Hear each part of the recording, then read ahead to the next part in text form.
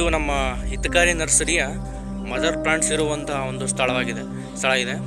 ಇಲ್ಲೆಲ್ಲ ಕಾಣ್ತಿರ್ಬೋದು ಈ ಏನು ಬೆಟ್ಟದಲ್ಲಿ ಮರಗಳಾಗಿರ್ಬೋದು, ಹಾಗೆ ಈ ಹಲಸಿನ ಗಿಡ, ಇದರಲ್ಲಿ ಹಲಸಿನ ವೆರೈಟಿ ಇದು ಲಾಲ್ಬಾಗ್ ಮುದ್ರಾ ಅಂತ ಅಂದ್ಬಿಟ್ಟು.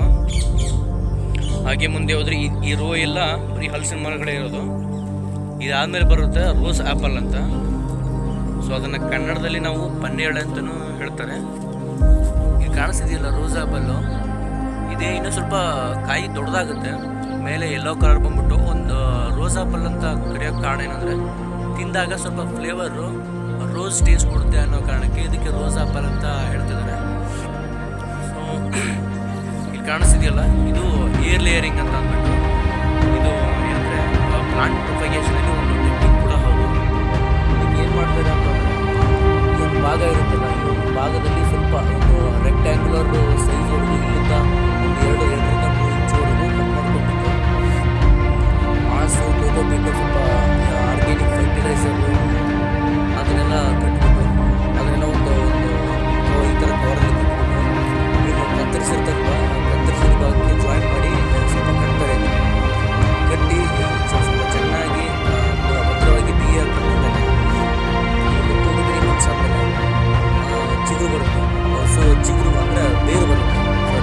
ಬೇರು ಬಂದಾಗ ಈ ಒಂದು ಭಾಗ ಬೇರು ಬಂದ ಭಾಗವನ್ನು ಕವರಲ್ಲಿ ಅಥವಾ ಭೂಮಿಗೆ ಹೋಗಿ ಹಾಕಿದಾಗ ಅದು ಒಂದು ಗಿಡವಾಗಿ ಮಾರ್ಪಾಡಾಗುತ್ತೆ.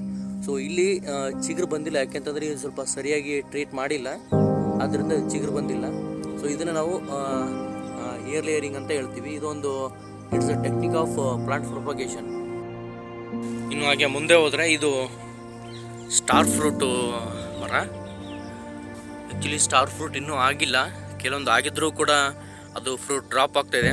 ಸೊ ಡ್ರಾಪ್ ಆಗೋಕ್ಕೆ ಕಾರಣ ಏನು ಅಂತ ಅಂದರೆ ಕ್ಲೈಮ್ಯಾಟಿಕ್ ಕಂಡೀಷನ್ಸ್ ಇರ್ಬೋದು. ಕ್ಲೈಮ್ಯಾಟಿಕ್ ಕಂಡೀಷನ್ಸ್ ಅಂದರೆ ಟೆಂಪ್ರೇಚರು ಮತ್ತು ವಾಟರ್ ಲಾಗಿಂಗು ಅಥವಾ ವಾಟರ್ ಲ್ಯಾಗಿಂಗು. ವಾಟರ್ ಲಾಗಿಂಗ್ ಅಂದರೆ ಜಾಸ್ತಿ ನೀರು ಕೊಡೋದು, ವಾಟರ್ ಲ್ಯಾಗಿಂಗ್ ಅಂದರೆ ಕಡಿಮೆ ನೀರು ಕೊಡೋದು. ಸೊ ಈ ಕಡಿಮೆ ಆದರೂ ಸ್ಟ್ರೆಸ್ ಆಗುತ್ತೆ ಮತ್ತು ಜಾಸ್ತಿ ನೀರು ಆದರೂ ಕೂಡ ಸ್ಟ್ರೆಸ್ ಆಗುತ್ತೆ.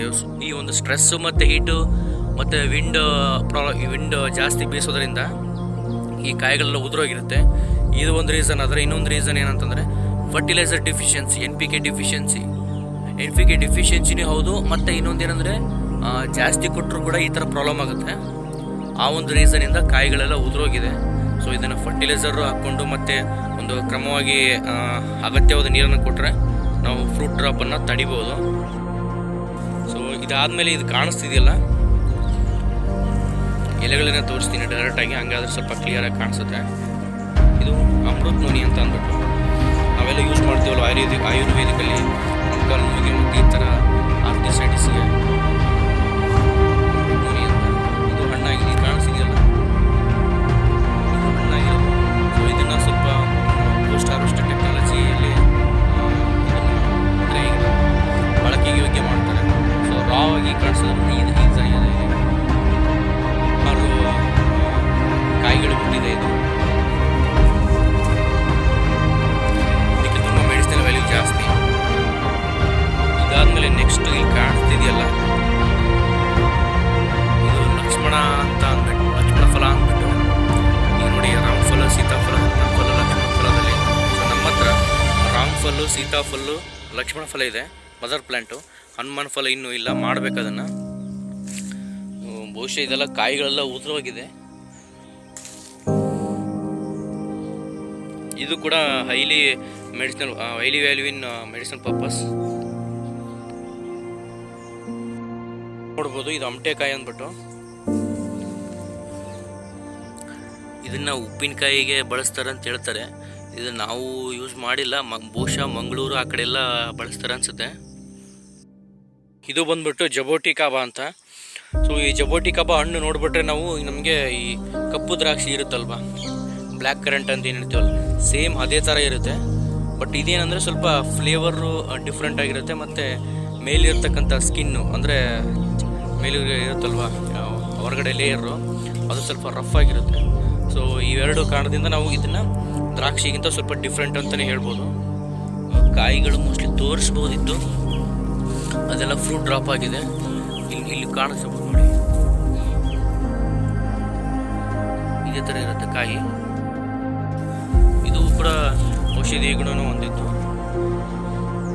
ತಿನ್ನಲಿಕ್ಕೆ ಸ್ವಲ್ಪ ರುಚಿಯಾಗಿರುತ್ತೆ.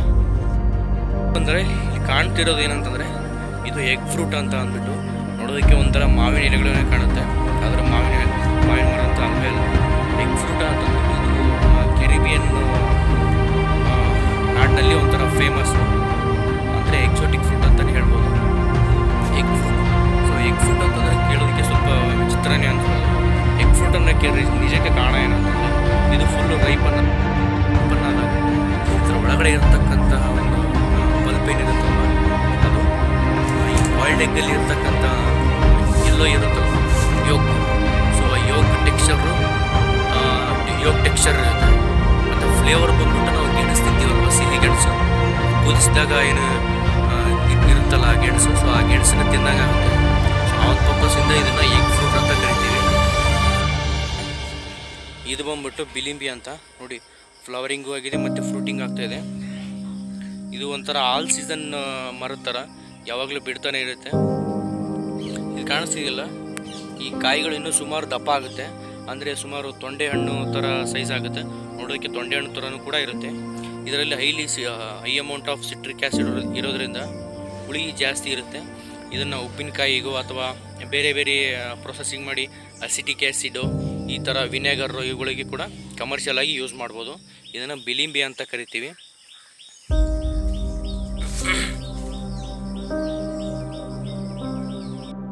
ಫ್ರೆಂಡ್ಸ್, ಇನ್ನು ನಮ್ಮ ಫಾರ್ಮಲ್ಲಿ 150 ವೆರೈಟೀಸ್ ಆಫ್ ಫ್ರೂಟ್ಸ್ ಇದ್ದಾವೆ, ಮತ್ತು ಸುಮಾರು ಮರಗಳು, ಮತ್ತು ಮದರ್ ಪ್ಲಾಂಟ್ಸಲ್ಲಿ ಸುಮಾರು ವೆರೈಟಿ ಇದೆ. ಆ ಒಂದು ವೆರೈಟಿನ ನಾನು ಮುಂದಿನ ಭಾಗದಲ್ಲಿ ತೋರಿಸ್ತೀನಿ. ಸೊ ಅಲ್ಲಿವರೆಗೂ ನೋಡ್ತಾ ಇರಿ. ನಮ್ಮ ಹಿತಕಾರಿಗೆ ಯೂಟ್ಯೂಬ್ ಚಾನಲ್ ಇದೆ, ಅದಕ್ಕೂ ಸಬ್ಸ್ಕ್ರೈಬ್ ಮಾಡಿ, ಹಾಗೂ ನನ್ನ ಈ ಒಂದು ಪರ್ಸ್ನಲ್ ಯೂಟ್ಯೂಬ್ ಚಾನಲ್ಗೂ ಸಬ್ಸ್ಕ್ರೈಬ್ ಮಾಡಿ. ಮತ್ತು ನಮ್ಮ ಹಿತಕಾರಿ ನರ್ಸರಿಗೆ ಭೇಟಿ ಕೊಡ್ತಾ ಇರಿ. ನಮ್ಮಲ್ಲಿ ಒಳ್ಳೊಳ್ಳೆ ಪ್ಲಾಂಟ್ ಸಿಗುತ್ತೆ ಮತ್ತು ರೀಸನೇಬಲ್ ರೇಟಲ್ಲೂ ಕೂಡ ಇರುತ್ತೆ. ನೀವು ಬಂದರೆ ಈ ಫಾರ್ಮಲ್ಲಿ ಸುತ್ತಾಡಿಕೊಂಡು ನೀವು ಸ್ವಲ್ಪ ರಿಲ್ಯಾಕ್ಸ್ ಕೂಡ ಆಗ್ಬೋದು, ಅಷ್ಟೊಂದು ಚೆನ್ನಾಗಿದೆ. ಓಕೆ ವೀಕ್ಷಕರೇ, ಬಾಯ್.